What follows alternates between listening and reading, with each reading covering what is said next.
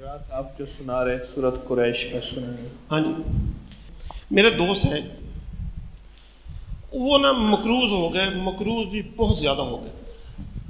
جب سے تسبیح خانے میں آنا شروع کیا نا، احساسات بدل گئے ہیں، ایک جذبہ پیدا ہو گیا کہ یار کسی کا نقصان ہو تو اسے بچایا جائے۔ میں نے ایک اور دوست کو ٹیلی فون کیا کہ میں یار چلو میاں صاحب کے پاس چلتے ہیں، ان کو کوئی مشورہ دیتے ہیں یا ان سے بات کرتے ہیں۔ میں اور میرا دوست اس کو ٹیلی فون کیا کہ آپ کدھر ہیں، اور اس نے کہا کہ میں فلاں فیکٹری میں بیٹھا ہوں۔ ہم نے کہا ہم نے چائے پینی آپ سے، میں چلے گیا فیکٹری میں، میرا دوست بھی ساتھ تھا۔ ہم نے کہا میاں صاحب یار میں نا ایک اللہ پاک نے مجھ پہ راستہ کھولا ہے یا کرم کیا ہے، آپ بھی میرے ساتھ چلیں، انشاءاللہ اللہ کرم کرے گا۔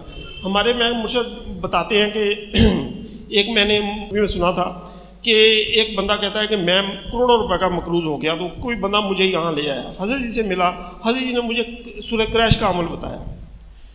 اچھا میں نے کہا آپ سورۃ قریش بھی پڑھنا شروع کریں، میں ملوا بھی دوں گا آپ کو حضرت جی سے۔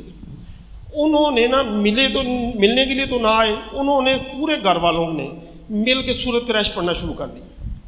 میری 1 سال ملاقات نہیں ہوئی، 1 سال بعد انہوں نے مجھے ٹیلی فون کیا کہ یار اگر تو فارغ ہے تو میرے پاس آ جا، اگر نہیں فارغ تو میں تیرے پاس آ جاتا ہوں۔ میں نے کہا میاں صاحب میں فارغ بیٹھا ہوں، میں آ جاتا ہوں۔